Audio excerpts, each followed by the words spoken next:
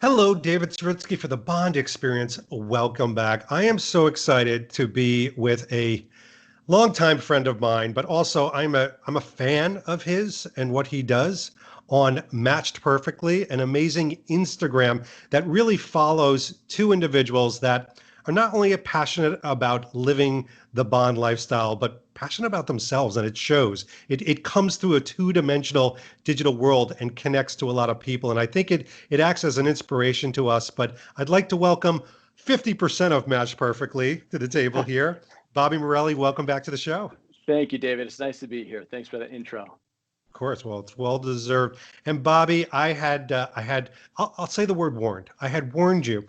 I'm going around and I'm just gathering. I'm gathering people's opinions because by now, I dare say we've probably seen 90% of Bond's close from No Time to Die.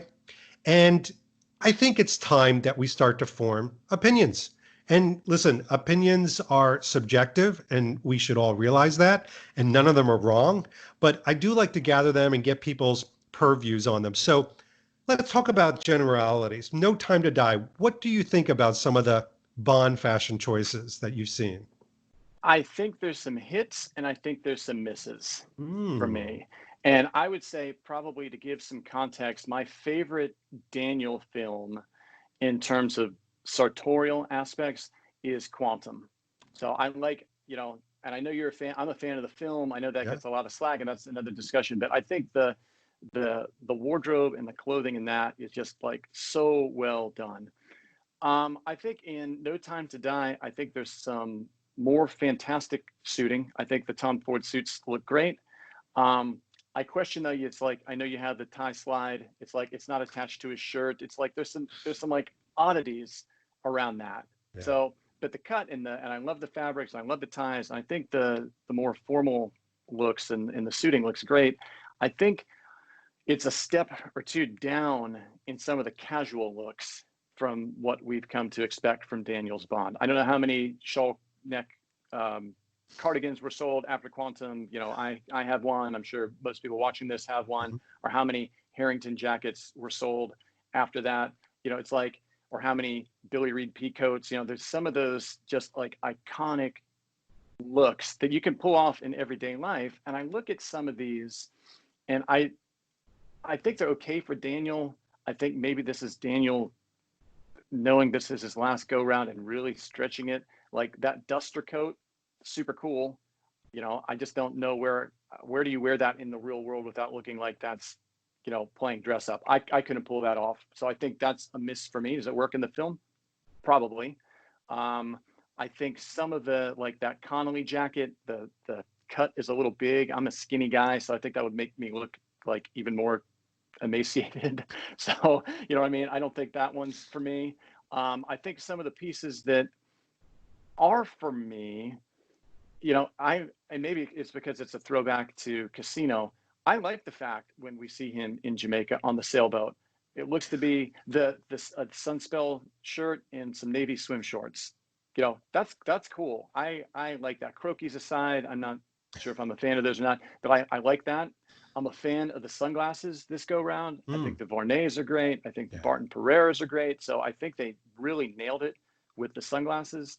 I think the watches are great. We get a 41 millimeter Aquaterra blue faced again with that beautiful teak dial. We get the new Seamaster with, you did a wonderful review on that with the Milanese bracelet and the kind of gorgeous, rich tropical brown dial. Mhm. So I think they really hit some things as far as maybe some of the accessories. I think some of the outfits as a whole are a miss. I think honestly the biggest miss for me, in my opinion, is probably the the Jamaica casual outfit, the Tommy Bahama gray Oh, jeans and Sperry's. Not that there's anything wrong with those, but again, I'm from Florida, and this looks like every other person at kind of a mall walking around. It's just like it's tough for me to picture that is a Bond look. And yeah. those are my opinions and mine alone. But it's like you look at Connery maybe in a setting like that where you think maybe like instead of some Sperry's like some espadrilles would have been super cool. walking Mm. around, or maybe some linen trousers would have been cool. You know what I mean? It's like, and it's not necessarily the brand. Tommy Bahama, that's fine. I think the shirt, um, either the black or that super dark navy, what's an Alfani shirt Yeah. that he wore Yeah. in Casino. I think that's Stewart's house brand. So it's not about the brand. I think that shows well on film. So Tommy Right. Bahama's fine, but it's sort of like that mismatched, like, I don't know, middle-aged dad at a soccer game sort of vibe. And I hate to say that. That's just my 2 cents. Well, I can't really argue with anything that you said because one of the things I loved, and I'm actually going through the movies again. I'm probably seeing like one a week, and actually in no particular order, which I don't know if that's a mistake, but I'm having fun. But one of the things I noticed about the Bonds that I love, especially Connery, is he always dresses one notch up from everybody else. Not six notches up, not crazy, but at least one, even when he's in his casual clothing. Look at Thunderball, look at all those different things. He just looks buttoned up. I feels like in No Time to Die more than any other Daniel Craig movie, including Spectre, by the way. It looks like they're trying to make him blend in and be at the same level from a fashion standpoint as everybody else. So everybody in Jamaica looks rough and tumble in that scene. He looks the same level of rough and tumble. I still want my Bond. I get it. He's retired. He's not quite Bond, but I still want my Bond to be just standing out maybe one notch. And I don't think he's there. I agree with you. And I think Thunderball is one of your favorite films, maybe your favorite. It's my favorite. And it's like when he unzips that wetsuit, it's not just a polo underneath. You got a Fred Perry polo that Connery has. And when, it's like, you're right. It's just a tick above. And Yeah. I think maybe that's it for me in this one too. It sort of misses the mark a little bit in some of the looks, not all of the looks. I think, you know, I, I still think, some of the choices are odd, and I haven't seen the corduroy sloop suit in person, so I know you have that, and you Yeah. would be better than I would to comment. But it seems like Matera, Italy, in hot weather, corduroy might be odd, and then it's odd to me to have belt loops, and you have the braces on there. It just seems like that isn't like a choice. I think if we're to believe that James Bond is cares about his clothes, and clearly he does, that seems to me like he wouldn't make that choice necessarily. Yeah, and it'd be interesting if we ever get to speak to Sidarat, the costume designer. It'd be really interesting to hear some of the things like not attaching the tie clip, the belt loops when you have suspenders, like these types of what would be called glaring style, not even fashion, but style mistakes. Was that done purposely? Is it supposed to make him look devil may care? Does he get more buttoned up later? Or is it something where, and very honestly, they could have been like, you know what, we were in a rush and we didn't attach the tie clip that day, and mea Right. culpa. Yeah. I guess we haven't seen it in the context of the film, Right. so I don't know. And I think the your audience that's watching this is probably gets into the minutia of what Dissection. what belt, if there is a belt. And so I probably the general movie going public doesn't know one way or another. But I would like to know, because you have trousers with belt loops, and you can make the choice to put a suede belt, a braided belt, or something that might fit that scene. But you say no, we're going to put braces on that, and not do anything with the belt. I Yeah. mean, heck, they could have removed the belt loops. So I don't know. I would love it if you get an opportunity to speak with her to get the insight. That'll be interesting for sure. I'll tell you how I would frame one of the questions is look at the Henleys. There's quite a few Henleys, Hmm. for example, in the film. Was that a conscious move to make him look more contemporary, not younger, but contemporary? Because Henleys have seen a resurgence. We know that Daniel Craig himself personally favors a Henley out in the wild. So it was in a mix of both his influence and a contemporary look to make Bond look a little bit more embraceable and digestible by all age groups. And if she goes, wow, you nailed it, I'll faint dead. But I don't want to also dismiss the fact that Daniel Craig, as a producer and as Daniel Craig, um, has a lot of influence on what these things are. And the brands that were chosen are the brands that he loves. Absolutely. I think that's what's cool about it. I think probably that duster that I referenced early, I think that's probably a Daniel choice.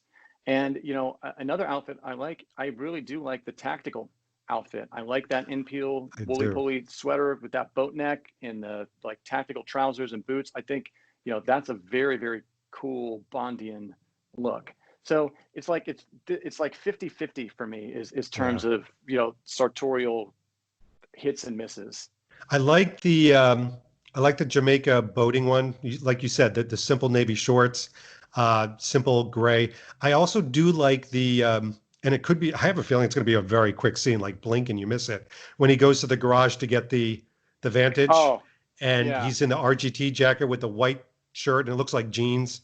It's such a simple outfit. That jacket is so flattering, and to me, that jacket is classic. It's a classic trucker jacket, but I think that one survives the filter a little bit. I think that one's cool. I love that jacket. That's like up there with the Skyfall Barber. That's up there with the Yeah. Levi's Menlo. That's up there with the Tom Ford Harrington. It's like the jackets, casual jackets Daniel has had in his tenure have been just great. And again, timeless. That's something that will be in style 20 years from now, 50 years from now. Really, That you can wear that and be fine. I think that's such a cool piece. now is the reason that you don't have that jacket because Florida? Yeah, a wax canvas jacket might be a little hot. It's like I have that Billy Reed pea coat from Skyfall, and I get to wear it maybe like there's that one day in February that I can pull it out. When you guys come to visit me, you can Done, you can wear it, done, done. So right? there'll be the 3 or 4 days in Philadelphia where I can also wear it. So I'll have it. I'll have one hand Worth filled every up. penny. There we go. Perfect. All right. So I want to play a little bit of a game to kind of end this discussion.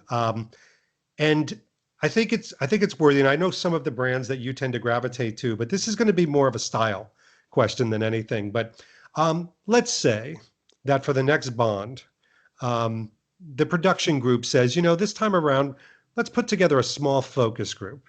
And something, I wonder if Bobby Morelli's available. And they get you on the line and they say, Bobby, what would you love to see Bond in outside of tuxedo and suits? What Okay. outfit or what style or what look would you really want Bond to be focusing on? What would it Got it. be? Naval uniform.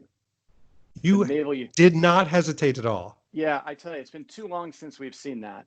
And I think it would be great seeing Commander Bond in the Royal Navy uniform in some context. I think that would really, again, if we're getting a new Bond in Bond 26, which I imagine we are, I think that runs the thread from Connery through to the new person, says this is still James Bond. He's still a commander in the Royal Navy. And I think that is a really nice thread. You even weaved in, listen to me, you even weaved in the word thread, which is just, Yeah, you're no just pun. so poetic. No Yeah. pun. Can't tell you're in marketing at all. Bobby, thank you so much for your time. I really appreciate it. My pleasure, David. Thank you for having me on. Everybody, if you want to have fun, go follow Matched Perfectly. They take you on all of their adventures, maybe not all of them, but the good ones, certainly. And this has been David Zaritsky for the Bond Experience. We'll see you all real soon. Take care.